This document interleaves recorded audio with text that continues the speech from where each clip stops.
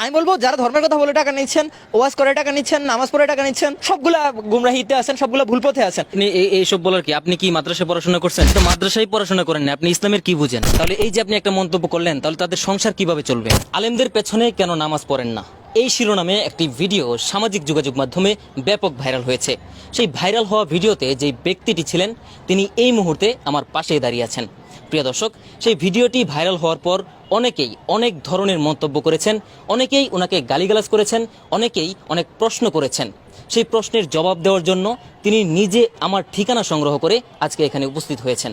প্রিয় দর্শক, আপনাদের দেওয়া সেই প্রশ্নের জবাবগুলো জানবো তার কাছ থেকেই। আপনার যে ভিডিওটা ভাইরাল হয়েছিল সেই ভিডিওতে দেখলাম যে আপনি বলছেন যে আপনি আলেমদের পেছনে নামাজ পড়েন না, অর্থাৎ যারা ধর্মের বিনিময় নেয়, যারা নামাজ পড়িয়ে টাকা নেয় তাদের পেছনে আপনি নামাজ পড়েন না। এবং আপনার কথাতে এমন বোঝা যাচ্ছিল যে আপনি প্রতিজ্ঞা করেছেন তাদের পেছনে আপনি নামাজ পড়বেন না। আপনি কি জানেন একজন আলেম বা একজন মসজিদের ইমাম কত টাকা স্যালারি পান? খুবই যৎসামান্য বেতন পান। তো একজন ইমাম সাহেবেরও তো সংসার আছে, সন্তান আছে, তাদের ভরণ পোষণ তাহলে কে দিবে? আপনি কি তাদের ভরণ পোষণ দিবেন? না, আমি তো দিব না। তাহলে এই যে আপনি একটা মন্তব্য করলেন, তাহলে তাদের সংসার কিভাবে চলবে? দেখেন, ধরেন একজন চোর ধরা খেলো, তারপরে তাকে বেদম প্রহার করা হলো, কঠিনভাবে মারা হলো, গাছের সাথে ঝুলিয়ে পিটানো হলো। পিটানোর পর বললো আজকে থেকে তুই চুরি করবি না, তুই সৎভাবে উপার্জন করবি। তখন একজন লোক এসে বললো, বা 2-5 জন লোক এসে বললো, এই মিয়া আপনি ওরে বলতেছেন কেন সৎ কাজ করতে? ও তো চোর, ও সারা জীবন চুরি শিখছে, ছোটবেলা থেকে চুরি শিখছে। ও চুরি যদি না করতে দেন ও খাবে কি করে? কি মনে হয় এই কথাটা কি যৌক্তিক? এই কথাটা কোনোভাবেই যৌক্তিক হতে পারে না। আল্লাহ যে জিনিস হারাম করেছেন, যখন আমি কথা বলতেছি, আমি আল্লাহর যে আদেশ আছে, নির্দেশ আছে, সেটা আমি তুলে ধরলাম আপনাদের সামনে, মানুষের সামনে, আলেমদের সামনে। এই কথা কেন আসবে? তারা খাবে কি করে? আপনি সূরা বাকারার 173 নম্বর আয়াত দেখেন, সেখানে আল্লাহ কি বলেছেন? নিশ্চয়ই আল্লাহ হারাম করেছেন মৃত জন্তু, রক্ত, আল্লাহর নাম ব্যতীত জবেহকৃত বা উৎসর্গকৃত যেই পশু আছে সেই পশুর মাংস। কিন্তু কেউ যদি অনন্যপায়ী হয় এবং সীমালঙ্ঘনকারী না হয়, আল্লাহ তাকে এটা খাওয়া হালাল করেছেন এবং বলেছেন আল্লাহ ক্ষমাশীল এবং পরম দয়ালু। পরবর্তী আয়াতে দেখেন, এই আয়াতে আল্লাহ হারাম জিনিসগুলো উল্লেখ করে দিলেন। ঠিক তার পরবর্তী আয়াতে আল্লাহ কি বললেন? 174 নম্বর আয়াতে, যাহারা আমার অবতীর্ণ কিতাব গোপন করে এবং তার বিনিময়ে তুচ্ছ মূল্য গ্রহণ করে, তারা আগুন ব্যতীত তাদের উদরে কিছুই পূর্ণ করল না।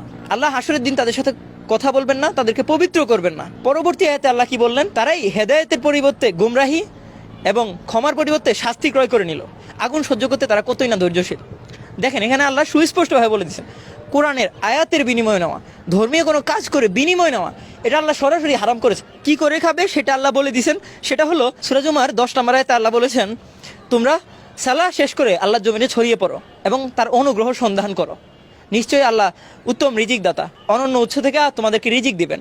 তাহলে একজন মুসল্লি যিনি নামাজ পড়তে আসেন, আরেকজন যিনি নামাজ পড়াইতে আসেন, তার কি সময় বেশি লাগে না কম লাগে? একই তো সময় লাগে নাকি?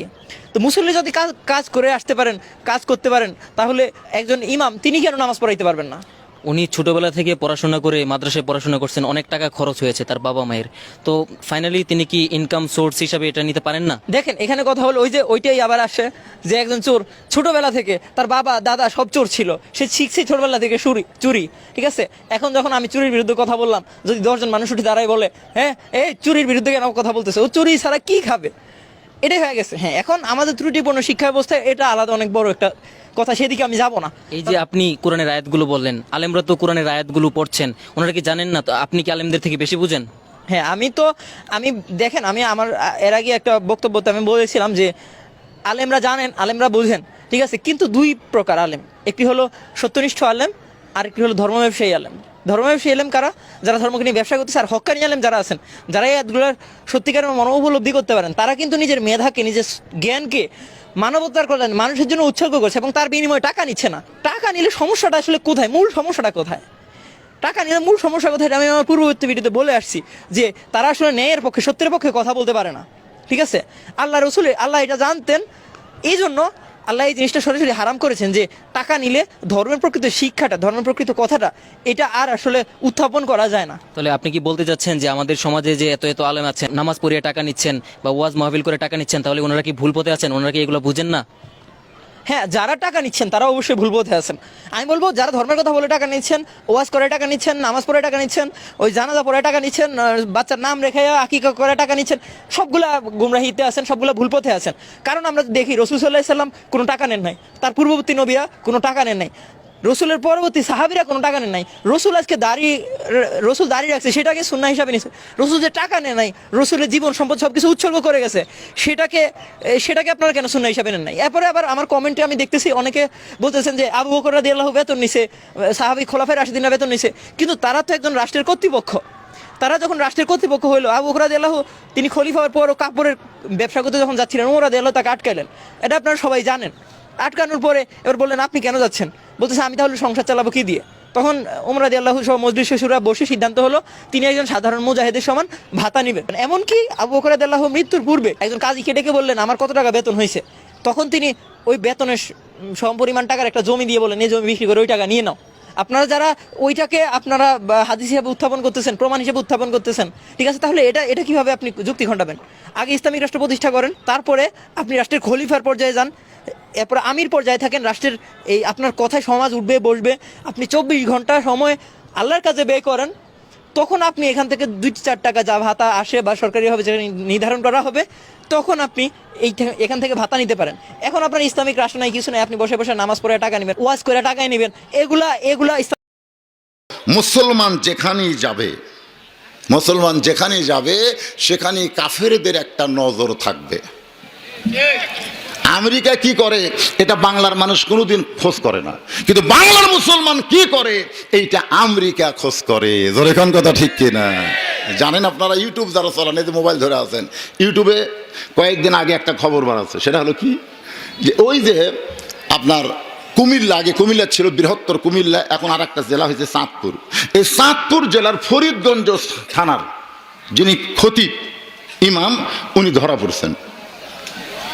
কি কারণে ধরা পড়ছেন ওটা আবার ইউটিউবে সেটা আবার দিয়ে দিতে ভাইরাল হয়ে গেছে।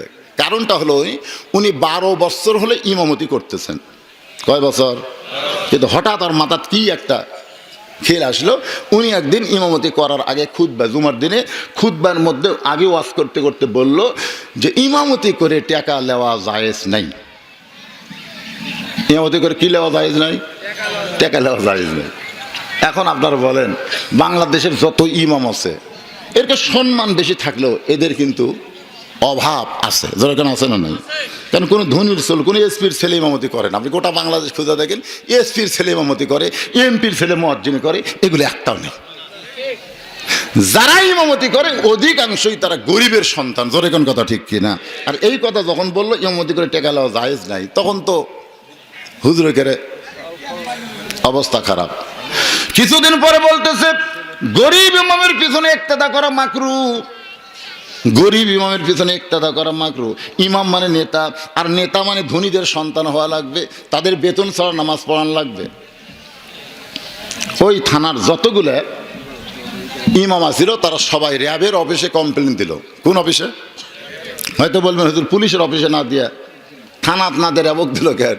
কারণ অনেক হুজুরা জানে পুলিশেরা যে কোনো সময় কি করেন, যে কোনো বোঝেন না, পরিবর্তন হয়ে যায়। এই জন্য মনে করলো যে বাংলাদেশে তো আর চোরের মন পুলিশ নেই, এখন চোরের মন হলো র্যাব। যখন ঠিক কেনা ভাই, এখন র্যাবের অফিসে যা বলছে স্যার এই হুজুর সুদের বিরুদ্ধে কোনো কথা কয় না, ঘুষের বিরুদ্ধে কোনো কথা কয় না, বেপর্দা নারী এদের বিরুদ্ধে কোনো কথা কয় না, এর কথা হলো খালি হুজুরের বিরুদ্ধে।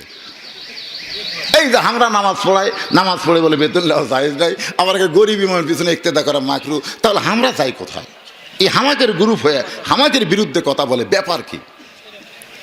তখন র্যাবের মেয়েদের এক সৈনিকে পাঠার যাক ধরে নিয়ে আসো সম্মানে, সসম্মান ইমামকে নিয়ে গেছে, নিয়ে যা বলতেছে হুজুর আপনি যে হুজুরদের বিরুদ্ধে কথা বলেন আপনি কে?